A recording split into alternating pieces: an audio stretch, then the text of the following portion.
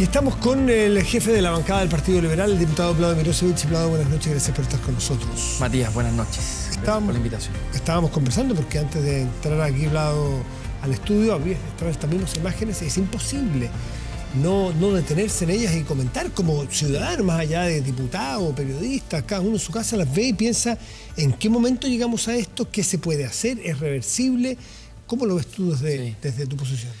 A ver, me cuesta creer que aquellos que quieran defender la educación pública, defender entre comillas, hagan este tipo de hechos, porque no hay otra manera de destruir la educación pública sino exactamente generando violencia en un ícono de la educación laica, de la educación republicana, como es el Instituto Nacional. Es decir, quienes hacen esto y después salen y además queman un bus del Transantiago, le están haciendo un tremendo daño al pueblo de Chile. Tremendo daño al pueblo de Chile y, en particular, a la educación meritocrática y republicana que representa y siempre representó el Instituto Nacional. No lo puedo creer. Incluso te diría, me cuesta creer que sean del Instituto Nacional. Me cuesta creer. Porque alguien que quiera defender la educación pública no hace esto. No hace esto. ¿Dónde está el germen de este problema? Que no es nuevo, no es de este mes, no es de este año, lleva varios años ya. Los overoles blancos o esta forma de protestar y pretender mejoría para la educación pública destruyendo, que es una contradicción, porque hay destrucción en muchos colegios, sí, en muchos internados, en fin, en muchos liceos. Esto no es nuevo.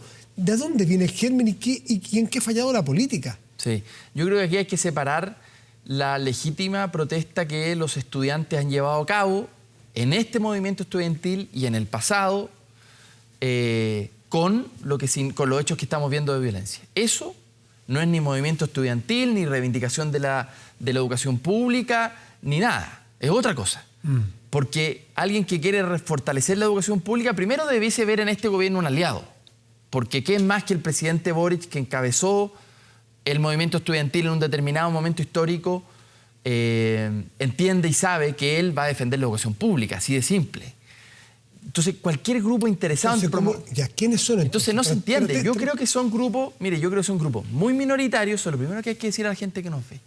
No es el movimiento estudiantil, es un grupo muy minoritario, radicalizado, que tiene otros intereses, más bien antisistémicos, que no pretenden construir nada. ¿Qué se puede hacer? Porque serán pocos, pero por Dios que generan sí, problemas. Y además, ojo, siempre han generado un problema al movimiento estudiantil. Ustedes recordarán en las grandes marchas, de las grandes movilizaciones del 2011. Incluso hay videos, miren, me acuerdo de videos donde el propio presidente Gabriel Boric sale encarando en una esquina, me acuerdo perfecto, encarando a algunos encapuchados que estaban intentando desviar la movilización hacia actos de violencia. Y él es uno de los que encara. Y el 2011 esto fue un tema respecto de la violencia que se producía en las calles. Entonces, siempre estos hechos de violencia de grupos más minoritarios atentan contra el movimiento estudiantil, porque el movimiento estudiantil quiere construir mayoría en torno a sus causas, y la violencia no construye mayoría. Entonces, no, yo creo que le hacen un tremendo daño al pueblo de Chile, así de simple. Y además en el transporte público. No, es un sinsentido por donde se le mire.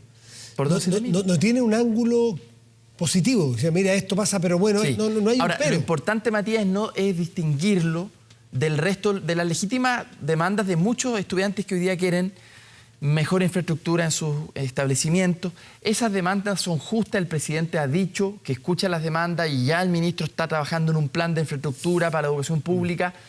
No, es que tiene que ser distinto, porque no puede protestar por demanda a alguien que quema un liceo.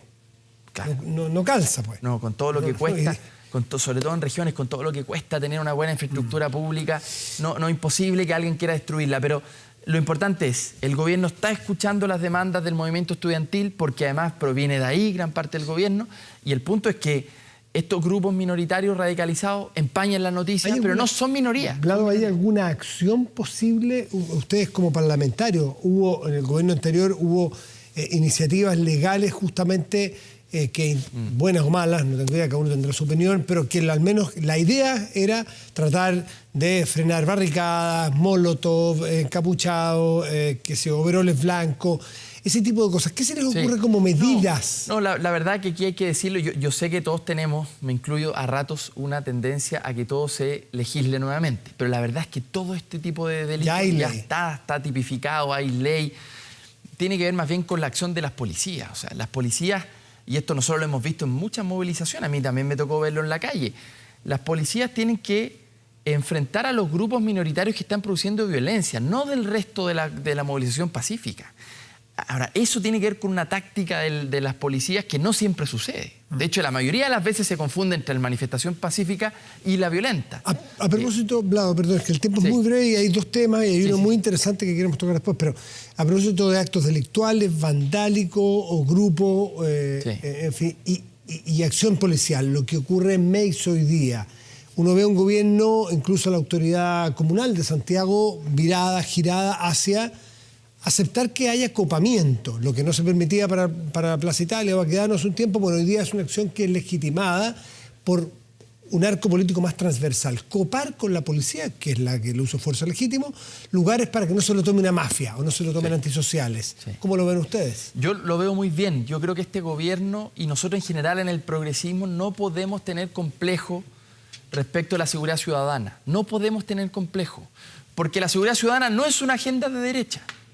Porque la seguridad ciudadana también tiene que ver con justicia social, porque ¿cuáles son los barrios que se ven más dificultados cuando los narcos se toman los barrios? Los barrios más pobres, más populares. Entonces, la seguridad ciudadana sí tiene que ver con justicia social.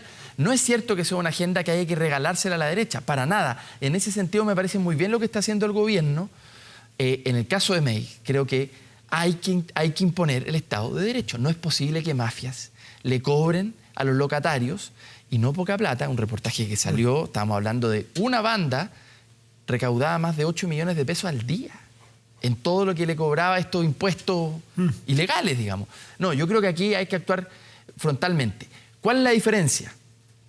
Respecto de las protestas sociales. Esa es nuestra diferencia con el gobierno anterior. Lo que nosotros decíamos en el gobierno anterior, cuando éramos oposición, no queremos criminalizar a la persona que protesta pacíficamente.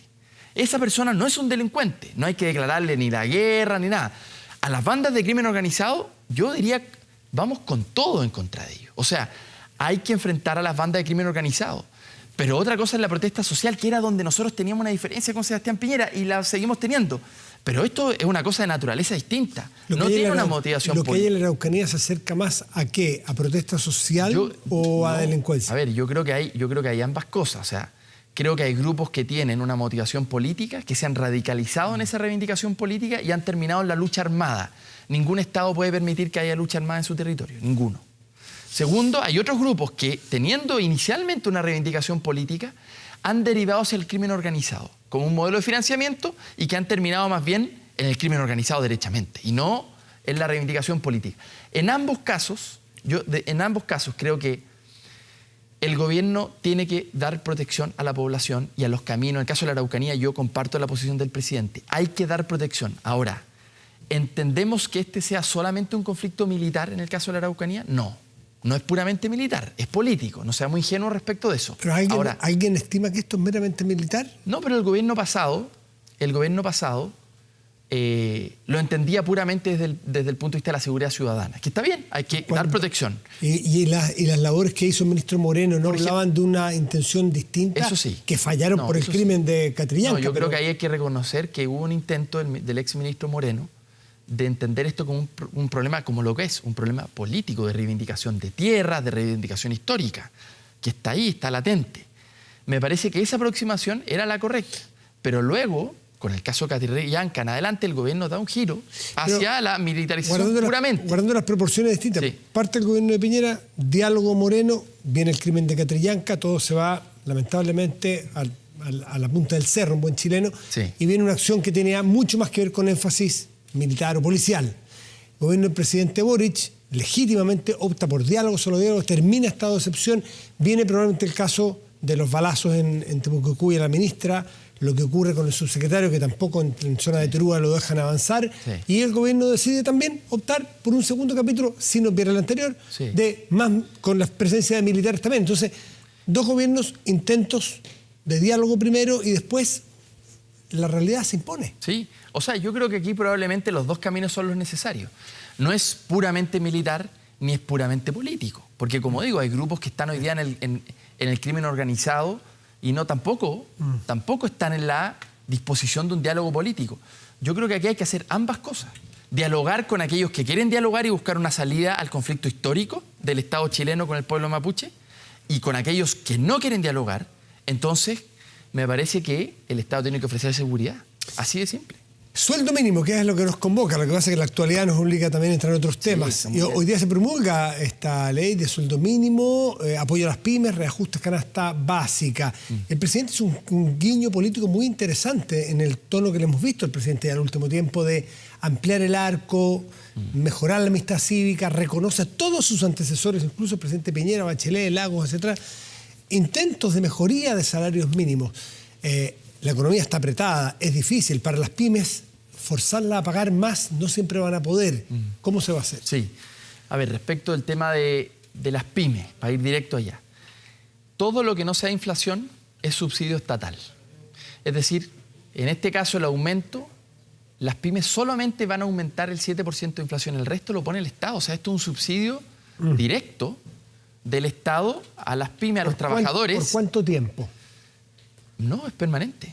Es permanente. Parte, bueno, ahora en el 1 de mayo comenzó a 380.000 pesos, luego va a subir a 400 en agosto, y es un subsidio permanente a las pymes, porque claro, hay que hacerse cargo aquí de que nosotros queremos subir el sueldo mínimo, pero no todas las pymes pueden pagarlo.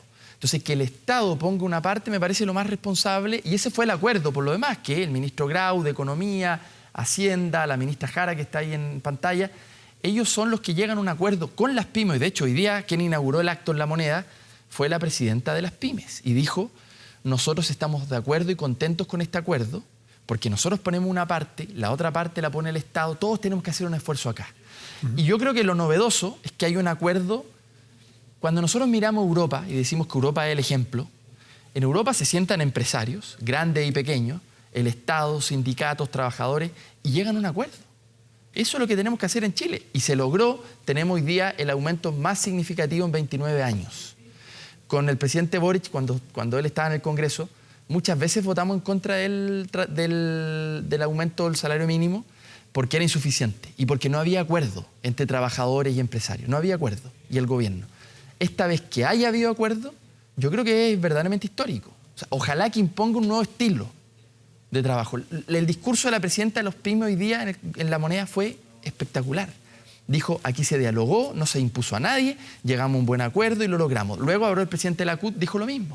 O sea, ojalá que esto inaugure una nueva época de diálogo. Vladimir Mirosevic, muchísimas gracias por estar esta noche con nosotros. Que te Bien, muchas gracias a ti.